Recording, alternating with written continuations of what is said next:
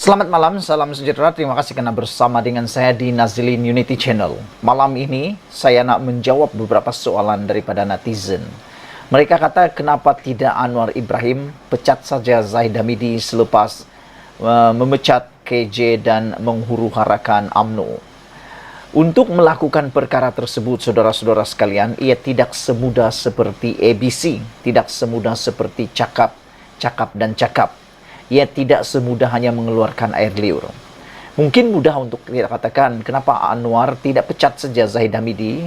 Kenapa Anwar tidak buang saja Zahid Hamidi selepas menghuru-harakan UMNO? Kerana hal ini menurut analisis akan membuatkan Anwar menanggung akibat tindakan Zahid tersebut. Perkara yang dilakukan oleh Zahid selepas beliau memecat kepimpinan dalam UMNO mengakibatkan ada serba sedikit kepayahan ataupun akibat yang perlu ditanggung oleh Anwar Ibrahim.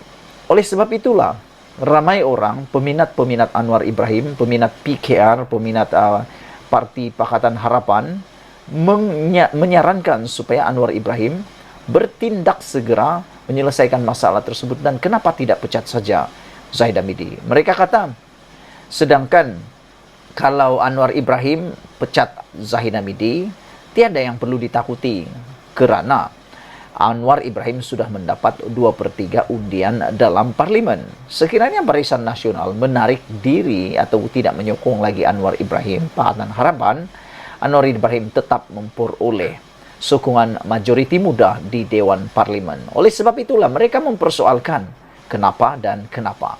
Baiklah, sebelum kita teruskan jawaban kepada persoalan itu, sila tinggalkan komen kamu, tekan butang subscribe. Tekan butang subscribe itu percuma.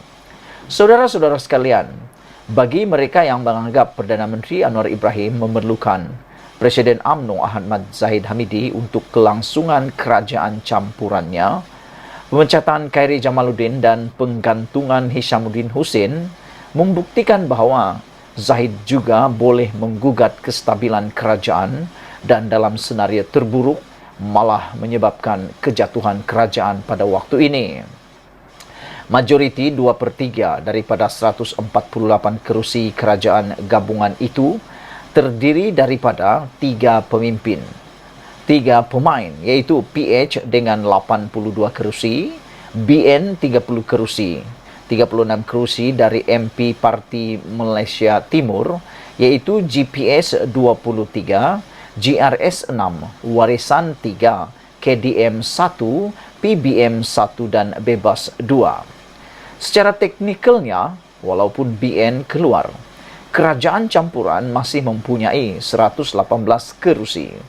Tetapi itu bermakna ketiga-tiga Parti Nasionalis Melayu Islam, iaitu PAS 43 kerusi, Bersatu 31 kerusi, dan UMNO 26 kerusi, berada dalam pembangkang. Secara politik, menjejaskan legitimasi komposisi kaum kerajaan campuran. Oleh itu, memastikan UMNO terus bertahan adalah penting bagi kerajaan Anwar sendiri untuk terus bertahan. Ia pada asasnya untuk menarik kembali undi Melayu atas pagar yang terlepas kepada PAS dan Bersatu. Nah, saudara, inilah sebabnya sebenarnya mengapa Anwar Ibrahim tetap berpegang untuk meneruskan kepimpinan bersama dengan Zahid Hamidi, iaitu kerana nanti akan menjejaskan legitimasi komposisi kaum kerajaan campuran. Saudara-saudara sekalian, sejauh mana berjayanya usaha sedemikian merupakan ujian menunggu pilihan raya untuk 6 negeri yang boleh berlangsung selewat-lewatnya pada pertengahan Ogos ini, tetapi dijangka diadakan pada Julai atau Jun. Bagaimana UMNO boleh bangkit daripada prestasinya kini dan bangkit semula? Alternatif pertama ialah mempunyai kepimpinan baru, hala tuju baru dan naratif baru untuk menyemai minat serta harapan di kalangan pengundi Melayu atas pagar.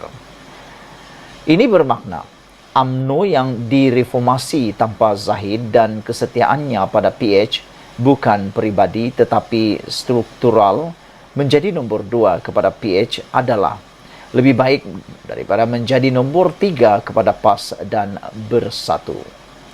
Alternatif sebaliknya ialah bersatu di bawah kepimpinan sedia ada dan berharap untuk memenangi hati pengundi atas pagar yang ragu-ragu dengan kawalan dan pengagihan naungan sebagai parti kerajaan. Resolusi tidak mentandingkan dua jawatan tertinggi yang diluluskan dalam Perhimpunan Agung Tahunan AGM UMNO pada 14 Januari lalu telah menutup pintu kepada alternatif pertama, iaitu reformasi kepimpinan. Namun, jika arus bawah kuat, Hisamuddin, Khairi, Sahril Hamdan, Noh Umar dan lain-lain boleh melawan dengan kempen dari bawah ke atas untuk menyapu jawatan bahagian, Majlis Tertinggi, Pemuda, Wanita dan Sayap Puteri serta 3 naib presiden. Ini mungkin menyebabkan Zahid dan timbalannya Muhammad Hassan dikelilingi oleh lawan mereka dalam Majlis Tertinggi UMNO. Pemecatan dan penggantungan saingan utama Zahid adalah untuk memastikan pintu ditutup rapat, malah tidak terbuka sedikit. Untuk pilihan raya negeri akan datang, Zahid akan meletakkan hanya penyokong setianya sebagai calon dengan berkesan membersihkan pengikut Khairi dan Hisamuddin, mengulangi apa yang dia lakukan kepada penglima perang seperti Noh, Anwar Musa, Sahidan Kasim, Zahidi Zainul Abidin dan Mastura Muhammad Yazid pada PRU 15. UMNO kehilangan semua kerusi yang sebelum ini disandang oleh penyandang yang digugurkan.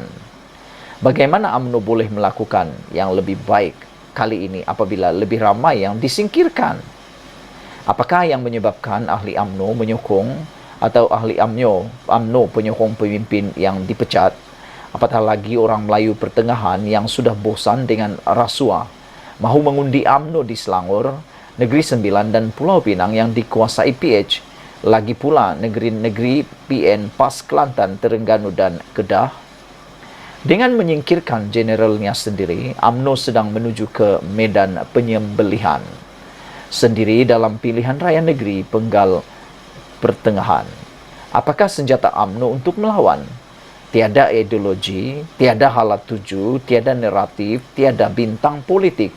Semua yang UMNO miliki hanyalah naungan dan pemberian kerajaan. Atas sebab ini, PAS mungkin menghentikan rundingannya dengan 3 negeri PH untuk pilihan raya DUN yang diselaraskan dan meneruskan pembuaran awal 3 negerinya untuk memberikan tamparan segera kepada UMNO.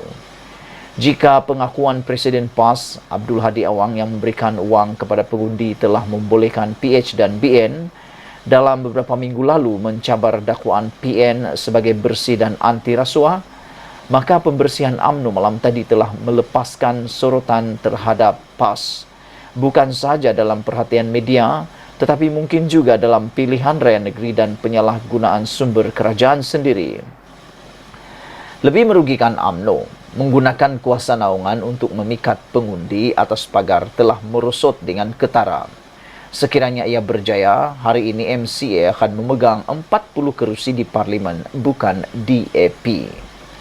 Pakar strategi UMNO mungkin terlepas pandang persamaan antara nasib pilihan raya MCA dan UMNO dengan ketinggalan 10 tahun.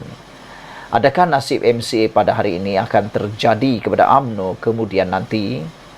Kemenangan pilihan raya MCA berkurangan separuh daripada 2008, menurun daripada 31 kerusi parlimen dan 76 kerusi DUN pada 2004 kepada masing-masing 15 dan 32.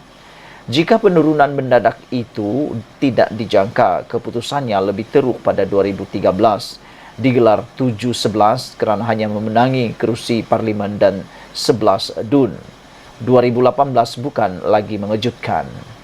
Ketika DAP dan PH menawan kerajaan negeri dan menunjukkan prestasi yang lebih baik, naratif standard MCA, undi kami atau anda tiada wakil dalam kerajaan, runtuh begitu saja.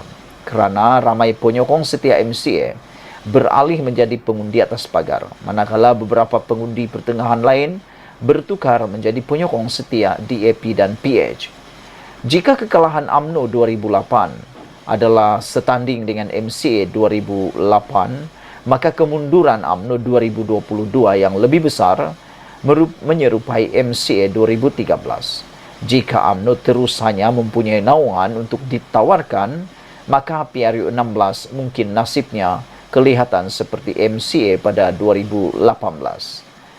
Betapa teruknya pembersihan UMNO malam tadi menjejaskan parti dan kerajaan campuran mungkin bergantung kepada bagaimana Khairi dan Hisamuddin bertindak balas.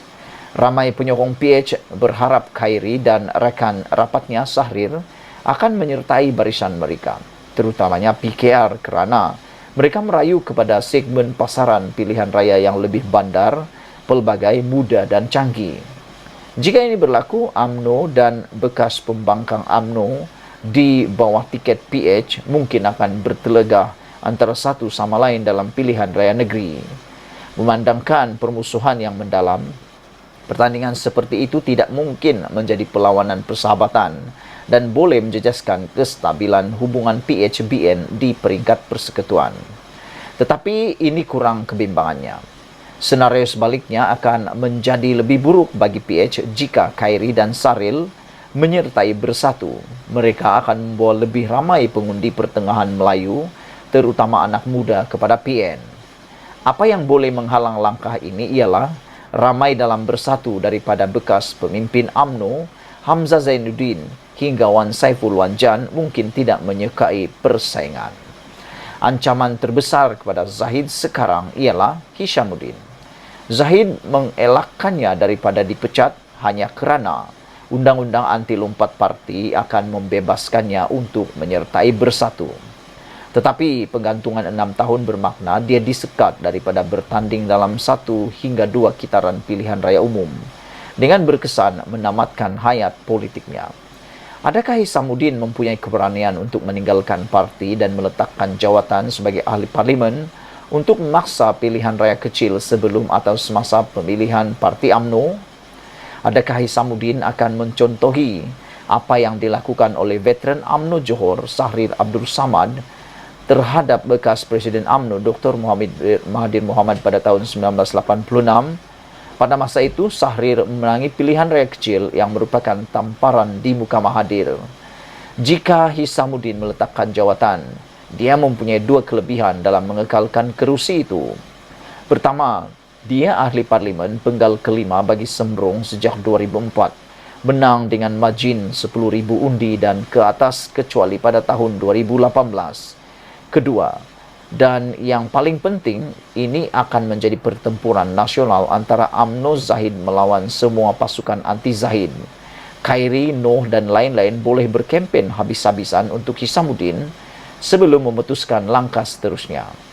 PAS mungkin menyegarakan pilihan raya negerinya untuk diselaraskan dengan pilihan raya kecil di Sembrong, supaya jentera PH-BN akan terbatas sumbernya. Sekiranya Hisamuddin menang besar, 5 lagi ahli parlimen yang dilabelkan sebagai pro-PN, termasuk bekas Perdana Menteri Ismail Sabri Yaakob dan bekas Menteri Johor Hasni Mohamad, mungkin mempertimbangkan untuk melakukan perkara yang sama. Bolehkah Anwar menghalang senario terburuk selepas malam panjang pembersihan UMNO? Walau apapun, ledakan dalam UMNO lebih mencuri tumpuan berbanding projek pembinaan semula negara Malaysia Madani yang baru dilaksanakan Perdana Menteri minggu lalu dan menenggelamkan semua isyarat kestabilan politiknya kepada komuniti perniagaan. Nampaknya Anwar dan kerajaannya mungkin menanggung kerosakan terbesar akibat percaturan Zahid ini. Ditulis oleh Wong Chin Huat, sarjana sains politik terlatih eksis di Universiti Sunway. Dia seorang profesor di rangkaian penyelesaian pembangunan mapan Universiti Asia. Sekian dulu untuk kali ini. Jangan lupa tinggalkan komen Anda, tekan butang subscribe. Kita jumpa lagi. Bye-bye.